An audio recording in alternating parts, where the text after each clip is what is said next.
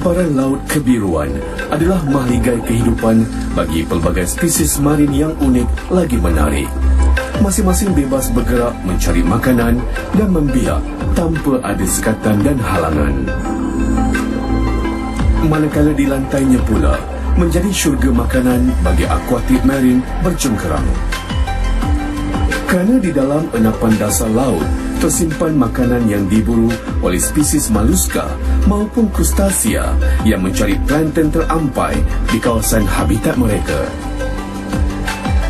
Antaranya udang karang, sejenis hidupan marin yang mempunyai nilai komersial yang tinggi dan sentiasa diburu oleh nelayan serata dunia.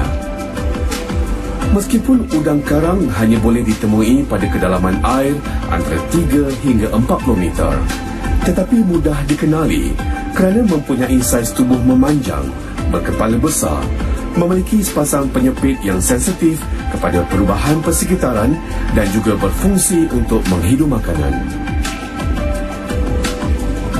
Sebagai haiwan karnivor, udang karang memakan haiwan laut lain untuk hidup. Lazimnya aktif mencari makan pada waktu malam secara berlindung di kawasan batu karang. Uniknya, udang karang tidak memiliki tulang di bahagian dalam cengkerang, tetapi sering melakukan proses bersaling kulit apabila cengkerang lama tidak dapat lagi menampung saiz bentuk badannya. Meskipun mempunyai 5 pasang kaki untuk berjalan dan 5 pasang kaki untuk berenang, udang karang tetap bergerak dalam rentak yang perlahan. Pun begitu, induk betina boleh menghasilkan telur lebih daripada 400,000 setiap kali bertelur. Tetapi jumlah tersebut masih belum cukup memberi jaminan kelestarian hidup generasi udang karang pada masa akan datang. Refugior merupakan satu program pengurusan dan pemeliharaan sumber perikanan di negara ini, dan program ini sebenarnya dilaksanakan melalui kerjasama badan-badan antarabangsa. Buat masa ini 2 badan utama yang kita telah laksanakan kerjasama tersebut, iaitu melalui United Nations Environment Program iaitu UNEP, dan juga bersama dengan Global Environment Facilities. Penyertaan negara-negara di rantau ini bukan hanya Malaysia tetapi juga negara seperti Thailand dan juga Cambodia. Dan Malaysia merupakan di antara negara yang aktif melaksanakan program-program pemeliharaan sumber tersebut. Perairan Pahang Selatan dan Johor Timur adalah kawasan yang dikenal pasti sebagai tempat tumpuan udang karang membiak kerana perairan Johor mempunyai nilai plankton yang tinggi. Antara lubuk udang karang yang menjadi buruan nelayan adalah di kawasan sekitar Tanjung Leman, Tanjung Sedeli serta Sedeli Kecil. Biasanya nelayan akan turun menangkap udang karang bermula dari bulan Julai hingga September setiap tahun. Ini hasil hari ni. Lobster. Ini 3 kilo lebih. Campurlah, ada yang kecil, ada yang besar. Kadang-kadang banyak, kadang-kadang sikit. Tengok keadaan air lah. Kajian demi kajian yang dijalankan oleh Jabatan Perikanan juga mendapati jumlah pendaratan udang karang semakin merosot saban tahun, meskipun mempunyai permintaan yang tinggi di pasaran. Alhamdulillah, ni hari rezeki. Udang banyak. Mengikut harga pasaran, sekilogram udang karang boleh mencecah sehingga RM186 Malaysia. Pasaran sekarang ni ada okey lah, ada peningkatan sebab harga dia lebih daripada dulu. Kalau dulu udang banyak, harga dia kurang, baru RM60, RM80 sekilo. Tapi sekarang ni kalau yang A tu standard dia 100 lebih lah, 120. Dalam kadar jumlah tangkapan yang rendah, harga yang ditawarkan mencapai berlipat kali ganda. Situasi yang tidak menentu ini mendorong peniaga atau peraih mengambil inisiatif dengan memelihara atau menyimpan stok hidupan laut tersebut daripada habitat liarnya. Bagi nelayan, jumlah pendaratan yang rendah adalah rezeki bagi mereka kerana peniaga menerima apa juga saiz udang karang yang dibawa untuk jualan. Kerana Selain daripada menjual secara segar, udang karang juga turut diekspor dalam bentuk sejuk beku ke Jepun, Hong Kong, Singapura dan beberapa buah negara Eropah. Ekoran nilai komersial yang tinggi ini menjadi salah satu punca spesies udang karang ditangkap secara tidak mampan. Terdapat juga nelayan yang menangkap udang-udang kecil sehingga udang karang pupus tanpa disedari oleh nelayan sendiri. Dia tengok juga masa lah. Kalau macam masa ni sekarang ni musim bergalun sikit laut. Dia ada juga lah. Maksud dia dulu dalam batu kan kau ni. Apabila dia bergalun laut keluar kan. Ni dia keluar lah. Dia keluar pada karang tu, mana inilah kita tangkapan kita dapat. Kuala Sedili Johor adalah antara hub pengeluaran udang karang yang aktif di Malaysia. Di sini juga menjadi tempat Mahmud Awang mencari lubuk udang karang sebagai punca rezeki keluarga sejak dari dahulu lagi. Sudah menjadi kebiasaan, Mahmud lebih gemar bersendirian ketika memburu udang karang. Tempat pilihan Mahmud adalah di muara sungai atau di kawasan pantai berlumpur dan berbatu. Waktu air macam ni lah, air musim monsun, baru dia keluar daripada rumah dia. Kalau tidak, dia menyuruh dekat kawasan rumah dia lah. Bahaya tu memang lah bahaya. Tapi dah cari makan dengan laut ni, biasa dah. Kadang-kadang dapat seekor atau 2 ekor. Tapi harganya dapat harga lebih sikit lah. Dulu dengan sekarang berbeza. Dulu udang banyak, harga kurang.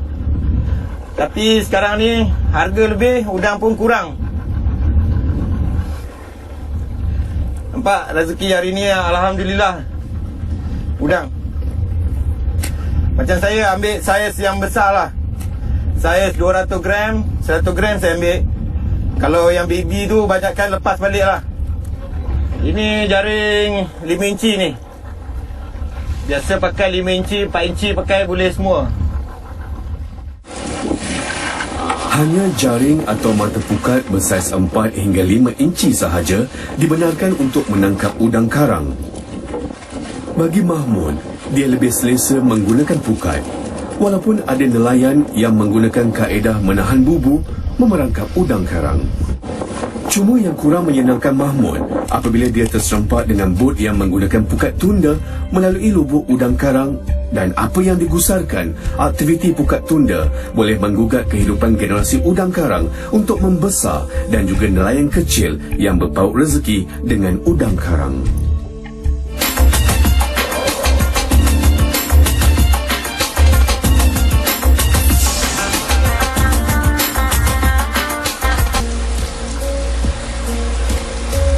Mengikut kiraan nelayan tempatan, musim puncak bagi udang karang bertelur adalah sekitar bulan Ogos. Kerana secara tradisinya, sepanjang bulan tersebut sudah terbukti nelayan tempatan mampu meraih tangkapan secara berlebihan.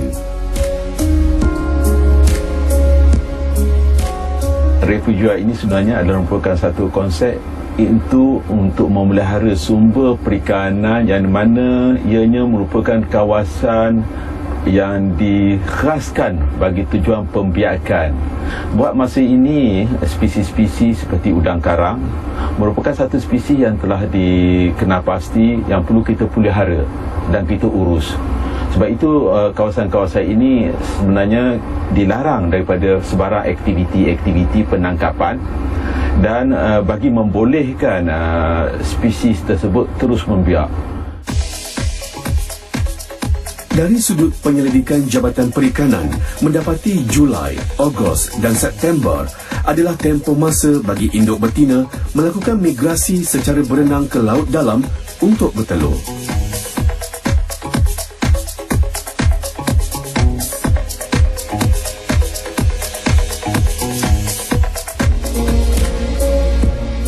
Pun begitu, peredaran iklim yang tidak menentu kini ditambah dengan faktor geografi serta gegaran dan kekuatan arus yang berpunca daripada kapal berlabuh berdekatan dengan lubuk rezeki nelayan menyebabkan kawasan berpotensi menangkap kehidupan udang karang sudah tidak semeriah dahulu lagi.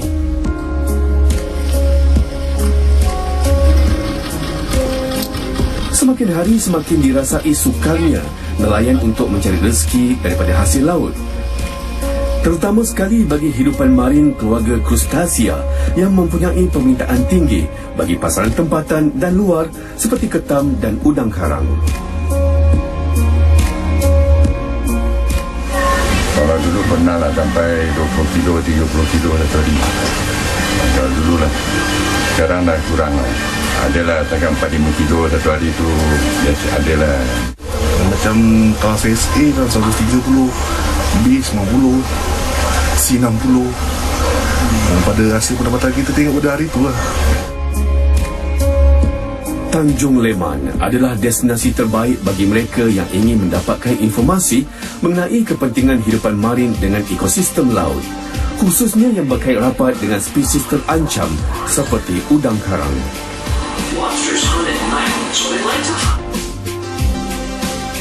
Pusat Informasi Refugia Perikanan Tanjung Leman yang beroperasi sejak 20 November 2017, ia adalah pusat informasi kedua negara yang dikhususkan sebagai pusat rujukan teknikal mengenai spesies udang karang dan spesies marin terancam di kawasan Tanjung Leman.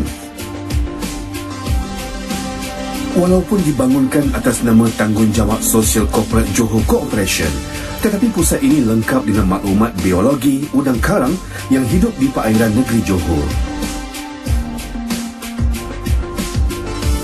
Inisiatif ini secara langsung dapat mengelakkan spesies udang karang yang bernilai tinggi di pasaran terus dieksploitasi tanpa sekatan.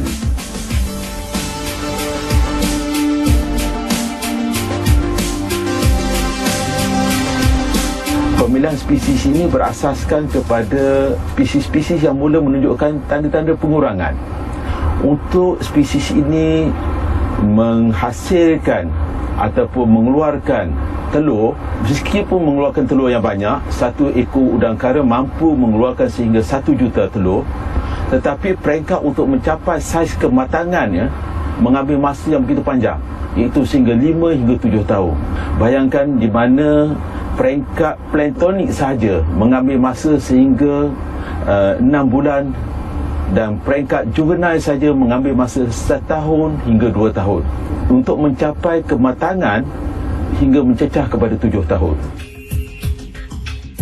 Antara komponen yang disertai Malaysia sejak 2013 adalah penyelidikan saintifik, iaitu mencakupi maklumat asas mengenai biologi udang karang dan tahap sumber perikanan yang ada di lokasi refugia, terutama di kawasan perairan Pahang Selatan dan Johor Timur.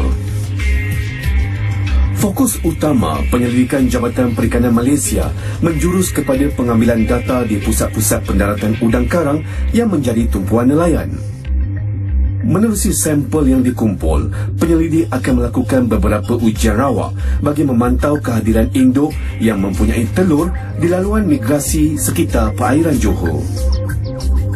Kajian ini meliputi pengenalan morfologi, pengesahan genetik serta populasi udang karang di tapak kajian, terutama sekali yang berkait rapat dengan saiz dan jantina serta kumpulan spesies udang karang yang menjadikan perairan Johor sebagai habitat mereka. Setelah itu, udang karang yang sesuai dijadikan sampel kajian dibawa ke makmal untuk melalui satu lagi proses uji kaji. Kali ini, penyelidikan lebih terarah kepada rantaian hidup dan sistem reproduksi udang karang. Pada peringkat ini, ujian dibuat untuk mencari maklumat yang lebih tepat tentang musim mengawan, waktu bertelur dan fasa dari telur menjadi larva. Larva adalah telur udang karang yang telah menetas. Daripada sampel yang dikutip, makmal Jabatan Perikanan berjaya menetas telur udang karang di peringkat filosoma secara mengeramkannya di dalam inkubator selama 10 jam. Hasilnya, telur menetas menjadi larva yang aktif. Semasa di lapangan, didapati larva udang karang ataupun filosoma bagi spesies Phaneroledus polyphagus ini paling tinggi dicatatkan pada bulan Julai sehingga September. Kitar hidup bagi larva udang karang ini terdiri daripada 10 peringkat filosoma sebelum bentukan menjadi piulurus dan juvenile sebelum menjadi dewasa. Tempoh jangka hayat bagi larva udang karang ataupun filosoma ini adalah lebih daripada 6 bulan.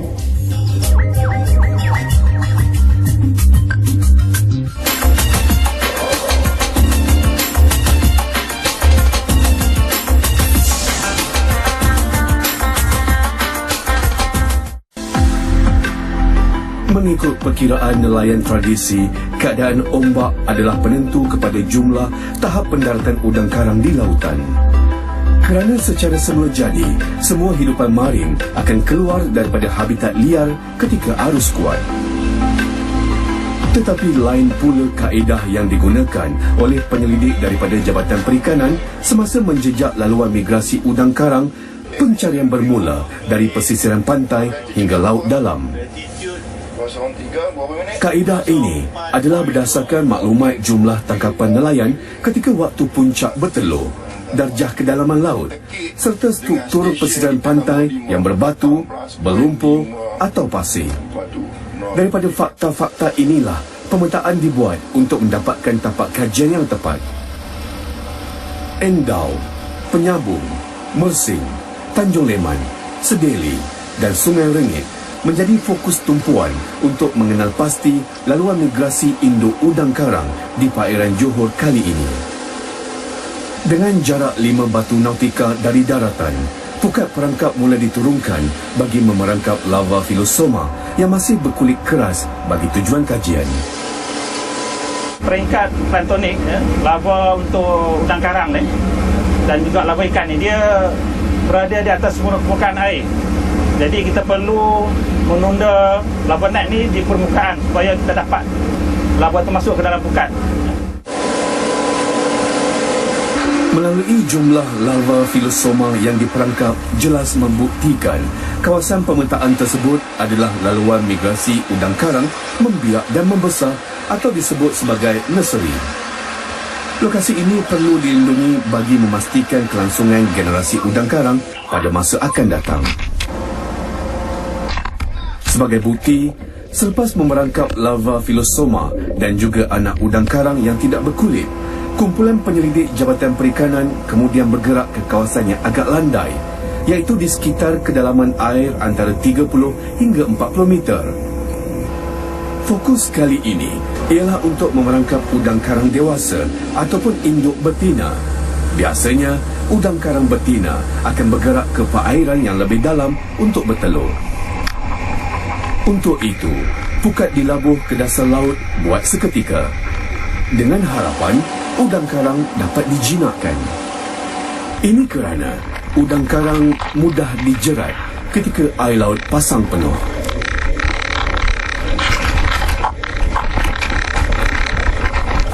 Mengikut skala timbangan yang tertera, bagaikan ada pulangan daripada julat masa yang ditetapkan.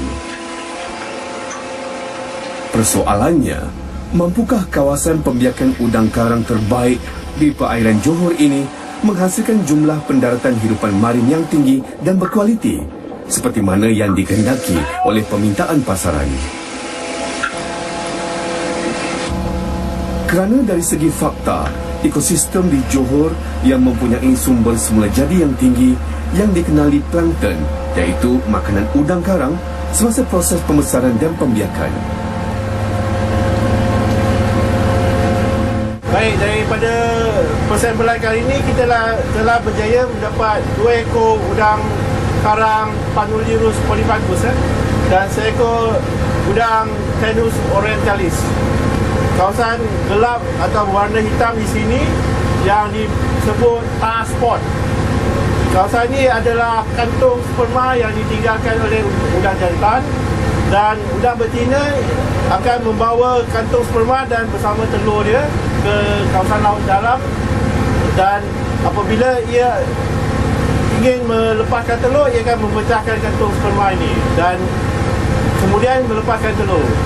Dengan itu persenyawan akan berlaku dan telur itu akan terapung ke atas menjadi lawe udang karang.